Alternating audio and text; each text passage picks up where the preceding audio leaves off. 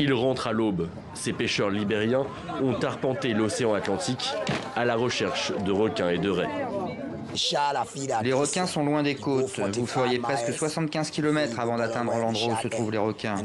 Et ils sont moins nombreux. Avant, nous avions l'habitude de tuer 200 à 300 requins.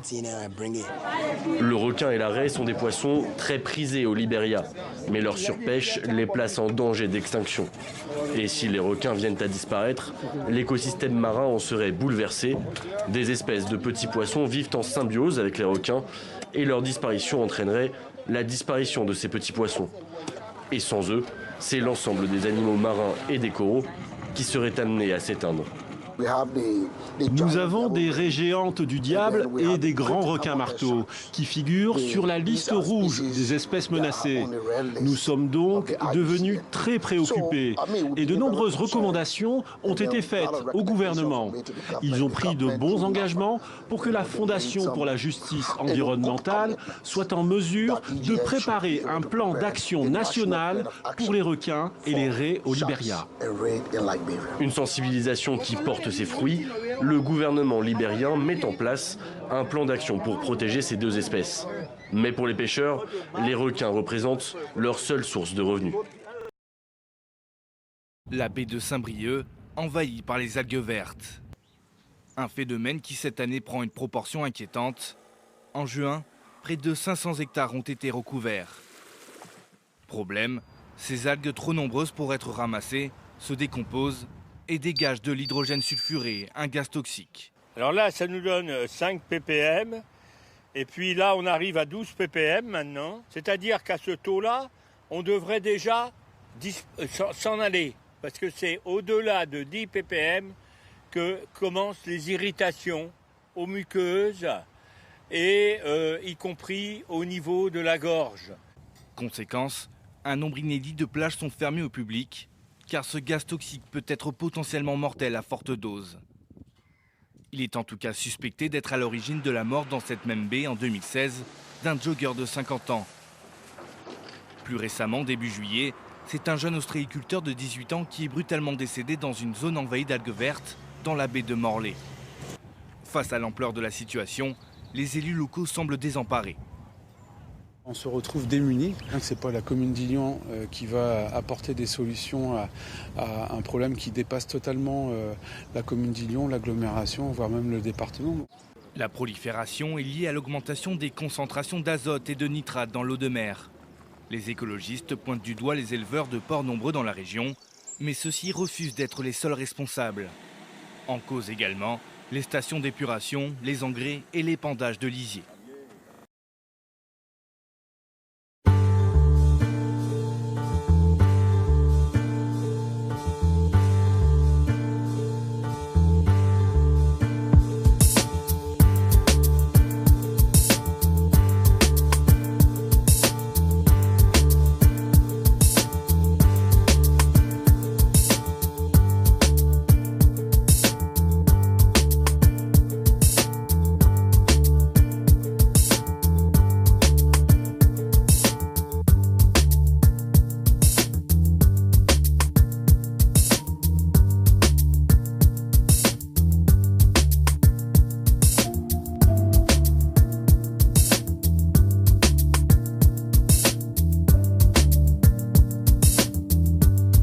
Un récif corallien, il se compose non seulement du corail, mais également de poissons,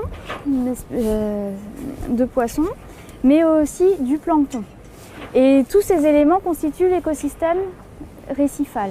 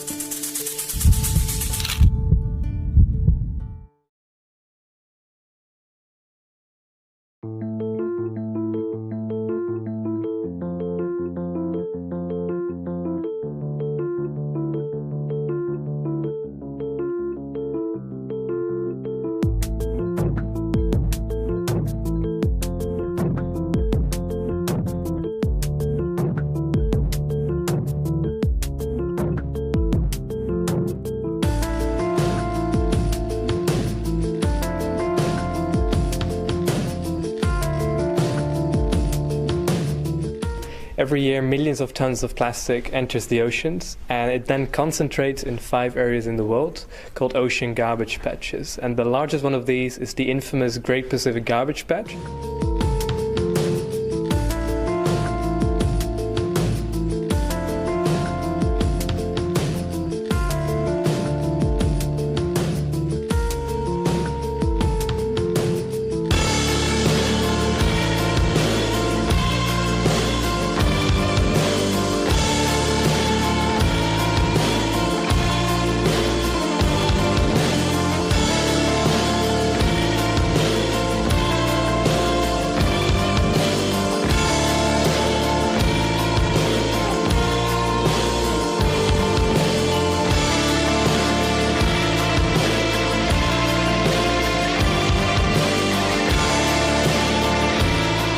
What we then figured was, instead of going after the plastic, we let the plastic come to us, using very long floating barriers, which sort of float around, to let the ocean clean itself by using the natural ocean currents in our advantage.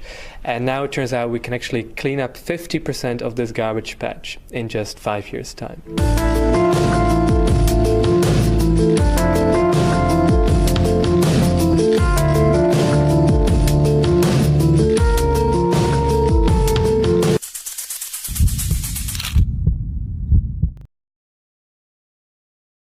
Jeter par terre, c'est jeter en mer.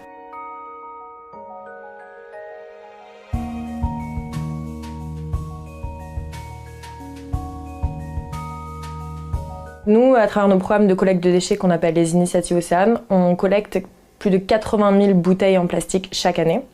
On sait qu'en Europe, on en consomme 52 milliards. Et qu'au final, donc, il y a une grande majorité de ces bouteilles qui ne sont pas du tout recyclées puisqu'elles vont être donc, dans l'environnement ou incinérées ou enfouies. Les bouteilles en plastique, on va dire qu'on met quelques secondes à les produire, on les utilise vraiment quelques minutes, histoire de, juste le temps de vider leur contenu, et elles vont mettre 100 à 1000 ans à se dégrader dans l'environnement. Mais quand on parle de dégradation, en fait, ce plastique, il disparaît jamais vraiment. Il devient juste plus petit, quoi. Ça se dégrade en microparticules de plastique qui vont également être ingérées par l'ensemble des espèces et intégrer la chaîne alimentaire.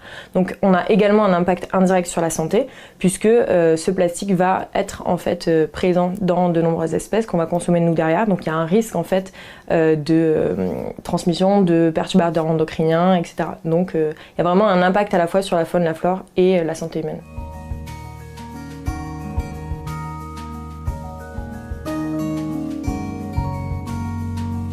Il y a 8 millions de tonnes de déchets qui arrivent dans l'océan chaque année. Donc nettoyer l'océan, c'est pas suffisant. Il faut vraiment couper le robinet à la source et empêcher la production de ces déchets à la source. Alors aujourd'hui, on peut agir de différentes façons. Nous, en tant que citoyens, on peut devenir un consomme-acteur, c'est-à-dire choisir de ne plus consommer de plastique à usage unique et opter pour des contenants réutilisables, donc par exemple sa gourde. Les entreprises, elles doivent prendre également leurs responsabilités, rentrer dans vraiment une logique d'économie circulaire. Dès la conception, penser à la fin de vie des produits, donc produire des produits qui vont être consommés plus durablement et à la fin qui vont être recyclés. Et aux politiques de mettre en place le cadre possible pour cette économie circulaire, donc inciter les entreprises à aller vers de l'éco-conception, mais également prendre des mesures d'interdiction de ces plastiques à usage unique pour pouvoir permettre de transiter vers une consommation plus éco-responsable.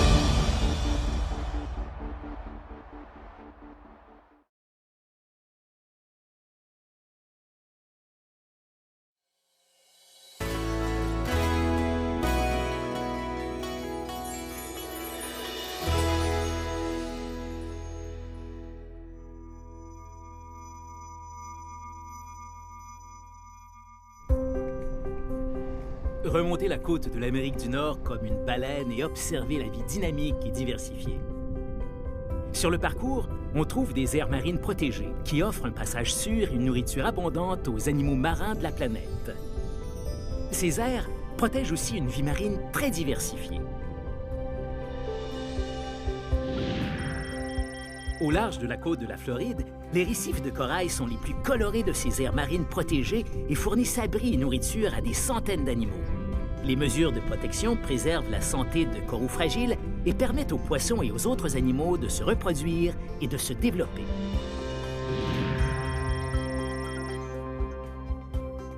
Le long de la côte de la péninsule du Yucatan au Mexique, les racines des palétuviers protégés sont des abris où les poissons et crustacés juvéniles peuvent se nourrir et se développer.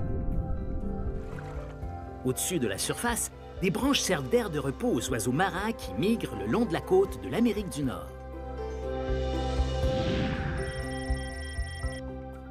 Au large de la côte californienne, la protection des forêts d'algues sous-marines permet de préserver de nombreux végétaux et animaux menacés. Les eaux fraîches et riches en éléments nutritifs du Nord se mêlent aux courants chauds du Sud pour créer un habitat unique. Au large de la côte atlantique du Canada, les aires marines protégées fourmillent d'espèces benthiques, dont des coraux d'eau froide. Ces aires protègent des canyons sous-marins uniques et les rares animaux qui y vivent. Vous n'avez pas à nager bien loin pour voir que les aires marines protégées sont des lieux singuliers qui favorisent le rétablissement et le développement de la vie marine.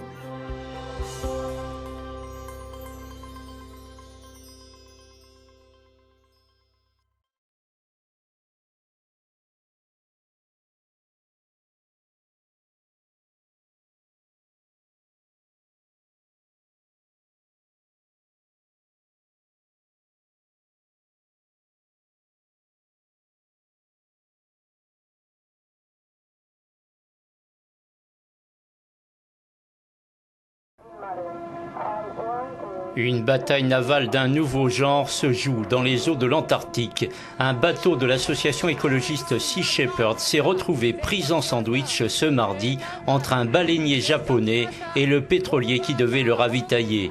La lutte bord à bord a duré près de 5 heures en haute mer. Chaque partie accuse l'autre de l'avoir attaqué. L'Australie, fermement opposée à la pêche à la baleine, a choisi son camp.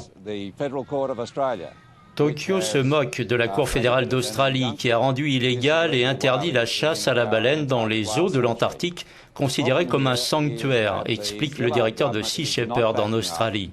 Le problème, c'est que le gouvernement australien ne décide rien pour faire appliquer la décision de la Cour fédérale. Le Japon accuse Sea Shepherd d'avoir un comportement dangereux. Le fondateur de l'association écologiste, Paul Watson, répond « C'est ridicule de penser qu'on est rentré dans le baleinier japonais, on aurait simplement rebondi ». Ce n'est pas la première collision entre les deux adversaires. En 2010, un bateau flambant neuf de Sea Shepherd en avait fait les frais.